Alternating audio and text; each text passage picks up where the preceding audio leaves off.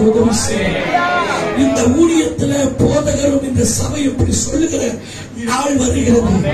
இந்த ஆசீர்வாதத்தை இந்த ஊழியத்துல பார்க்கிற அளவுக்கு ஆண்டவர் இந்த 21வது வருஷம் இந்த சபைக்கு கர்த்தர் கொடுக்கிற தீர்க்கதரிசன தூது இதுதான்.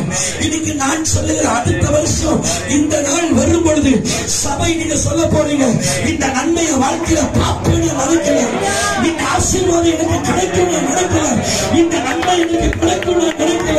ஆனாலும் ஆண்டவர் காணும்படி செய்தார். கொஞ்ச நேரம் கரங்களை கட்டி அண்டை வருஷங்கள சபை கொஞ்ச நேரம் ஆவியில நிரம்பும்.